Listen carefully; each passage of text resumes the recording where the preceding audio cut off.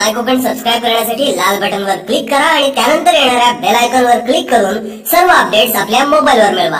कोकणातील लोकप्रिय चॅनल माय कोकण वर पहा धुमस चक्री लोकसभेची, स्पॉन्सर्ड बाय दापोली ऑनलाइन। रंगात रंगुनी साऱ्या रंग आमचा वेगळा, गुंत्यात गुंतुनी साऱ्या मार्ग आमचा मोकळा। रंगात रंगुनी साऱ्या रंग आमचा वेगळा, गुंत्यात गुंतुनी साऱ्या मार्ग आमचा मोकळा।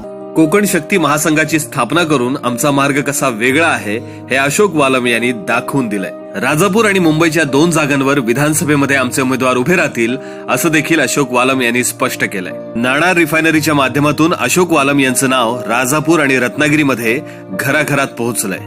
नाणार रिफायनरी प्रकल्प रद्द झाल्यानंतर त्यांनी महासंघ स्थापन करून आपली राजकीय महत्वाकांक्षा सगळ्यांना दाखवून दिलीय। रत्नागिरीत झालेल्या पत्रकार परिषदेत कोकण शक्ती महासंघ स्थापन करण्यासंदर्भात त्यांनी माहिती दिली। नवीन आम्ही संघटनेचं नाव घोषित केलंय, कोकण शक्ती महासंघ म्हणून।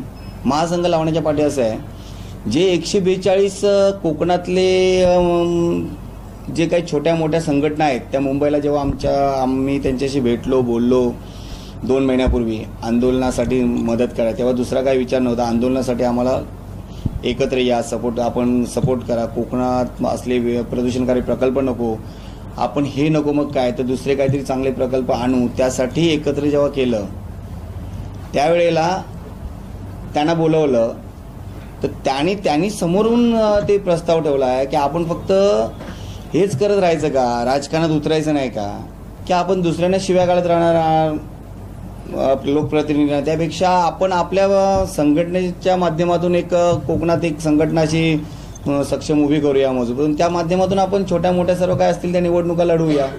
काय हरकत आहे, हार जीत प्रत्येकाला असतेच, पण आपण प्रयत्न करायला काय हरकत आहे। मला तर आज ना शंका यायला लागली त्या कोकणातल्या नेत्या लोकांची की मुद्दामी असले प्रकल्प मागवायचे, लोक विरोध करणार आणि मग आपण मीडिया समोर जाऊन सांगायचं लोकांचा विरोध आहे तर आमचा पण विरोध आहे, फक्त वोट बँक आपली असलेली शाबूत ठेवण्यासाठी किंवा इतर लोकांना वाढवण्यासाठी ही यांची खेळी असेल असं शंका येते कधी कधी।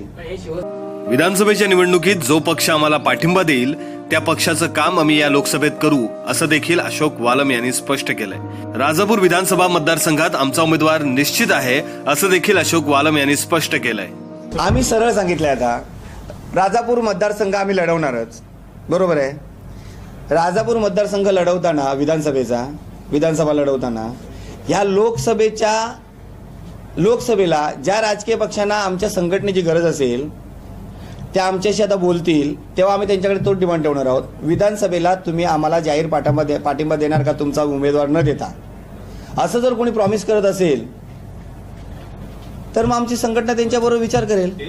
रत्नागिरीचे आमदार उदय सामंत आणि कणकवली वैभववाडीचे आमदार नितेश राणे यांचं वालम यांनी कौतुक केलं, मात्र राजन साळवी यांच्यावर टीका केली। नितेश राणे याने आम्हाला सुरुवातीपासून शेवटपर्यंत प्रत्येक ठिकाणी चांगल्या पद्धतीने मदत केलेली आहे आणि शेवटचा जर अध्यादेश रद्द करायचा काही सिक्सर मारला असेल तर तो त्याच्यामध्ये भूमिका खास निभावली असेल तर रत्नागिरीचे आमदार सन्माननीय उदय सामंत यांची भूमिका फार महत्त्वाची आहे। राजन साळवीने ते तिथून स्थानिक आमदार आहेत, त्यांनी आपल्या अधिवेशनमध्ये काही वेळेला प्रश्न उपस्थित केला होता रिफायनरीचा, पण लोकांमध्ये कधीच ते उतरून प्रत्यक्ष आंदोलनात त्यांनी आपली भूमिका निभावलेली नाहीये। सुक्तनकर समिती 5 फेब्रुवारीला रत्नागिरीत बसली आणि त्यावेळेला त्यांना माहिती होतं, सर्वांना आपल्याला माहिती होतं की 5 तारीखला शिवसेनेचे खासदार, आमदार आणि रिफायनरीचं शिष्टमंडळ विरोधाचं हे भेटणार आहेत।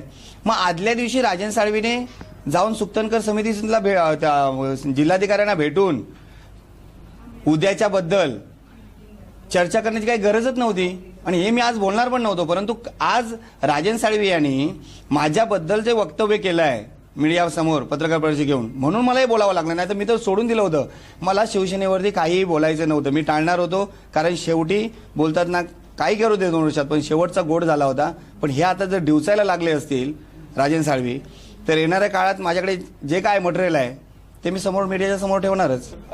नाणार रिफायनरी विरोधातल्या आंदोलनात चमकलेले अशोक वालम यांच्या मनात नक्की काय आहे, त्यांना काय करायचं आहे, कोणाला पाडायचं आहे असे प्रश्न सध्या चर्चिले जात आहेत। मुश्ताक खान, माय कोकण, रत्नागिरी।